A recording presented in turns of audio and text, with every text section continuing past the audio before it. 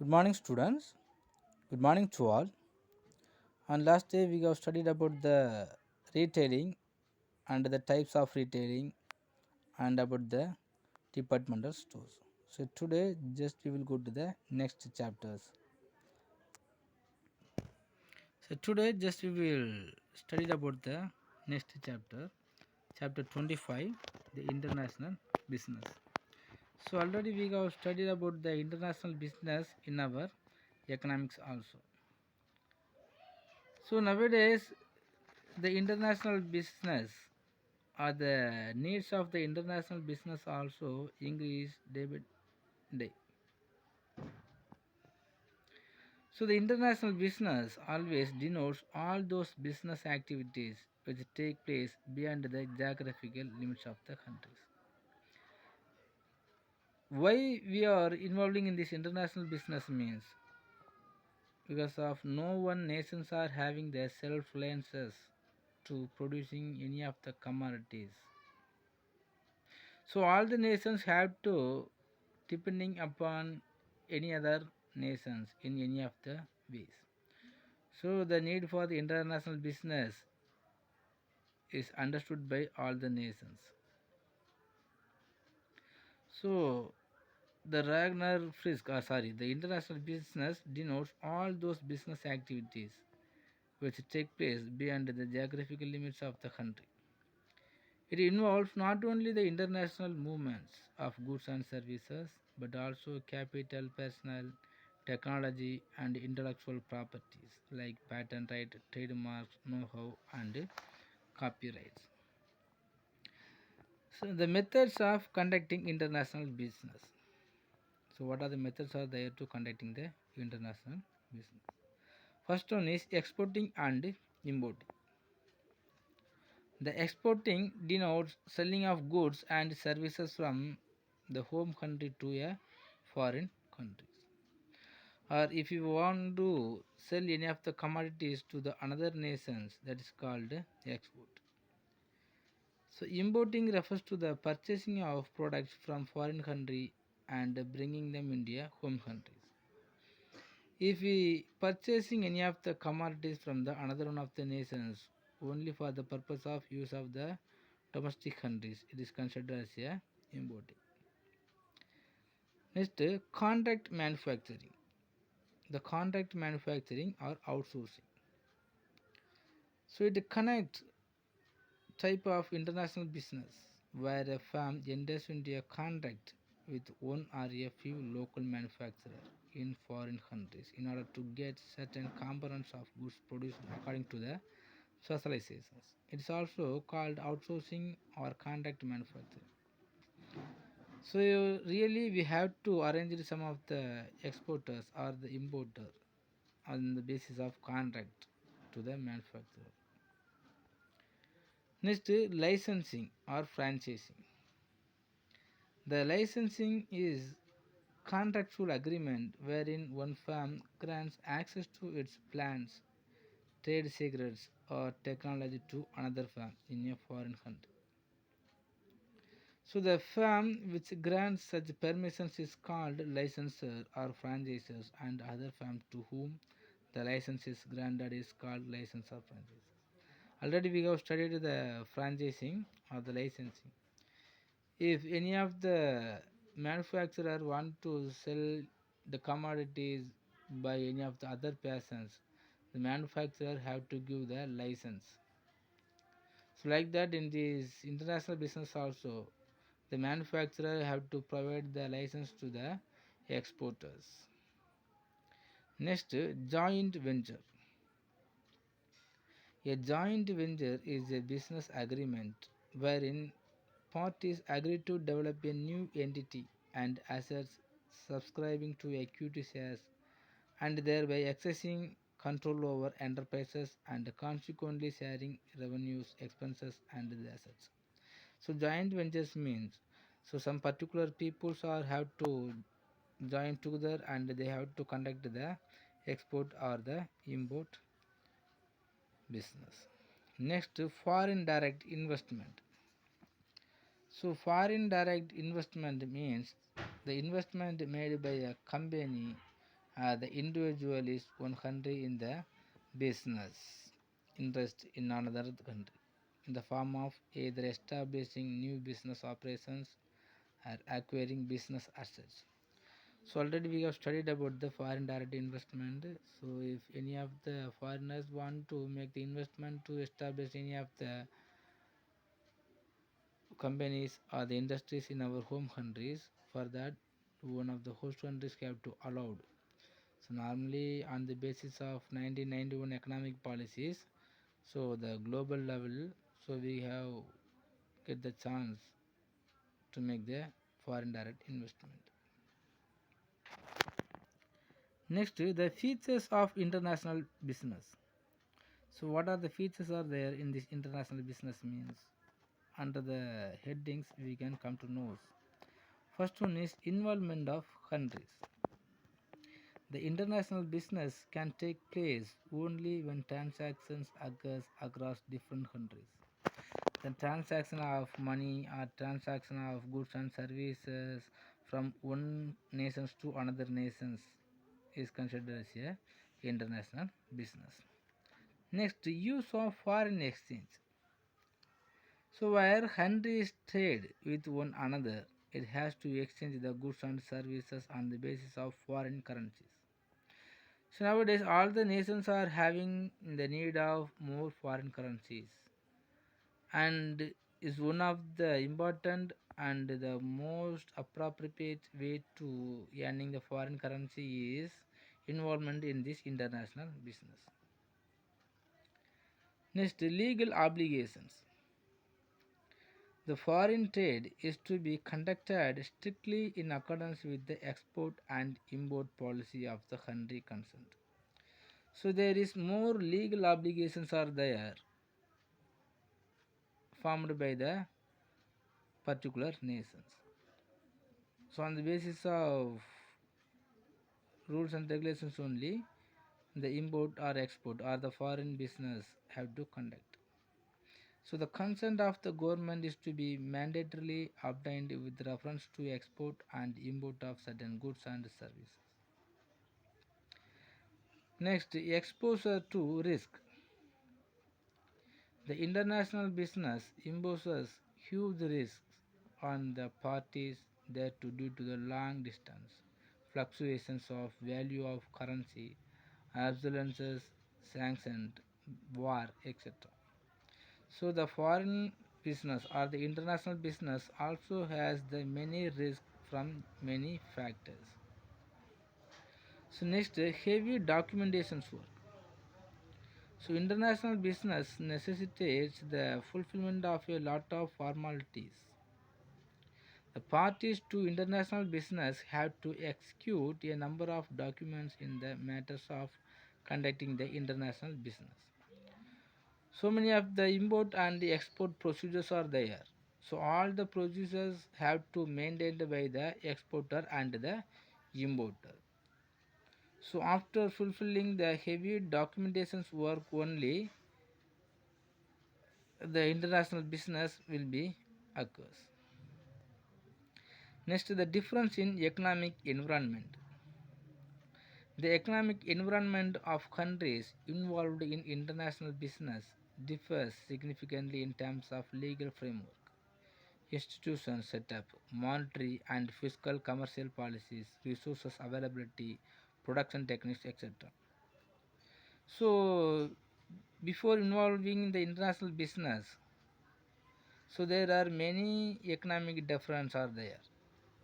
So many economic environment difference are there among the legal framework, institution setup, monetary policy, fiscal policy, and the commercial policies, and the availability of resources on the basis of the nations. So many economic environment also may be differed in this international business. Next, rationale behind the international business. First one is unequal distribution of natural resources. The countries across the world are not endowed with the natural resources of various types. So the various types of resources also not equally or equitable. So, in other words, if you want to say, the natural resources are unevenly spread across the various nations. As a result, the countries having surplus resources have to exchange it for those resources which are not available in their home country. So, as I told already, no nations are having the self reliance to cultivate any of the food or producing any of the commodities.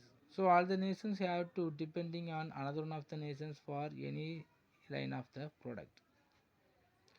So, which nations are having the most appropriate or surplus value of the resources that nations have to produce and export to the another nations which has the low level of the resources.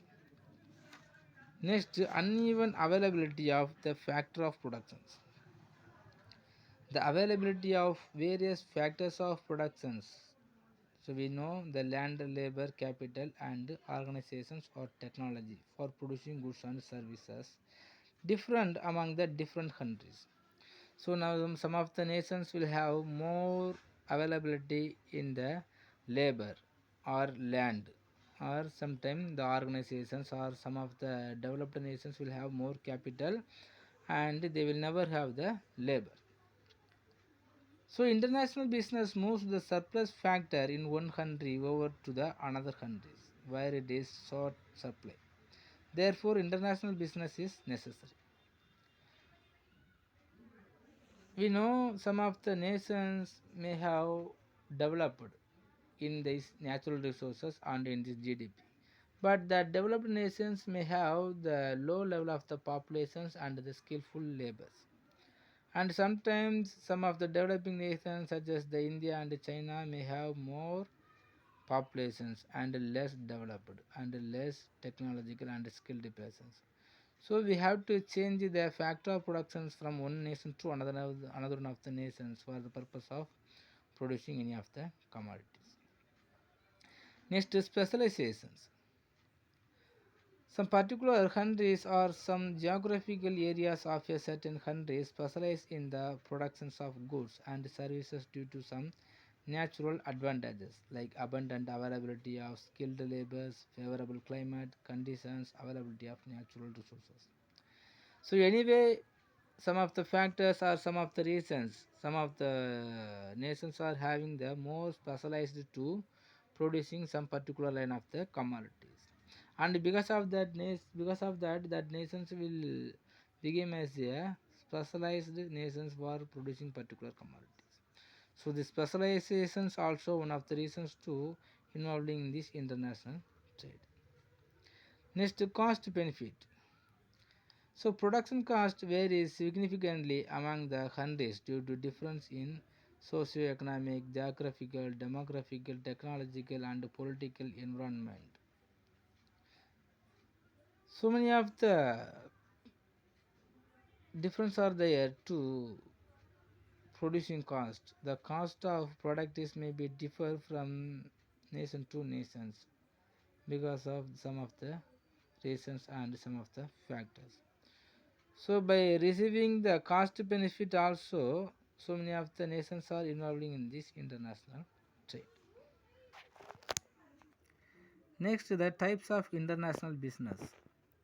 Already we have studied in our previous lessons also. So many of the there are three type of the trades are there in this international business. One is the export trade. When the firm of a country sells goods and services to a firm of another country, it is called export trade. The export trade indicates selling of goods and services from the home country to a foreign country. Next, import trade. So, when the business firm of a country purchases goods from the firm of another country, it is called import trade. Next, entry port trade. Entry port trade means some of the nations will importing any of the commodities from one nations and by modifying that same commodities, and after that it will be export to the another one of the nations. Simply if you want to say about the entry port trade, for the purpose of re-exporting to the another one of the nations. If you want to import any of the commodity from one nations, that is called end-report trade. So in this end-report trade, some of the features are there. Import duty is not levied on such goods. So in this end-report trade, the countries are undertaking the end-report trade. They never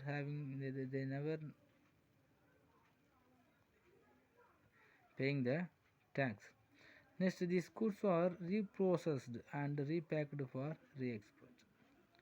Next, such goods are kept in the bonded warehouses till they are re-exported.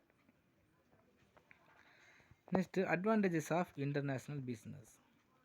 When all the nations are involving in this international trade, so what are the advantages may be arise? First one is the geographical specializations. So countries across the world differ significantly in terms of natural resources, capital equipment, manpower, technology and land and so on. Some countries are rich in mineral resources, hydroelectricity power, metallic resources. So all the nations may have the chance to receiving the geographical specializations of another nations. For producing any of the commodities, all the nations are not having the same skill and same specialized or same features. And the nations, those who has the specialized skill, that nations only may be created. Next, the optimum use of natural resources. The international business operates on a simple principles that a country which can produce more efficiently and trade the surplus production with other countries. Next, economic development. The international business helps the developing countries greatly in achieving rapid economic development by importing machineries, equipment, technology, and talent, and so on. So, for the purpose of transferring the all skills and technology from one nation to another one of the nations, mostly from the undeveloped nations to underdeveloped nations, the underdeveloped nations may have the chance to increase. Next, generations of employment. The international business generates the employment opportunities by assisting the expansion and growth of agricultural and industrial activities. So, what are the types of industry sectors are established by the nations so that nations may have more chance to receiving or generating the employment opportunity. Next, higher standard of living. So, on account of international business, the citizens of the country can buy more varieties of goods and services which cannot be produced cost effectively within the home country. So anyway, so all the nations, all the peoples of throughout the world can have more chance or opportunity to increasing the higher standard of living. Next, price equalizations. The international business helps to establishes the prices of various commodities which are fluctuating on a daily basis in the world market. So whenever the supply of the product is increased, so the demand also may be fulfilled, or whenever the demand for the product is increased, so on the basis of the demand, the supply of commodities also may be increased by the way of import and export. So the price always may be equal throughout the world. And because of that, the purchasing power of the consumers also may be increased. And because of that, the standard of living also may be increased. Next, prospect for higher profit. The international business helps the firms which produce goods in excess to sell them at relatively higher prices to various countries in the international market. This enables them to earn higher profit. So whenever the nations are having the chance to fixing the high rate of the product, so the nations may have chance to earning more profit. Next, capacity utilizations. The international business enables the firms across the country to sell their goods and services on a large scale in the international market. As a result, their machinery and equipments are used to their full capacity in short very prospect of selling goods in international market. So all type of the resources are going to utilized on the basis of their full capacity. Next, international peace. The international business makes countries across the world become the interdependent while these countries are independent in their functioning. This facilitates the exchange of culture, ideas, and mutual understanding.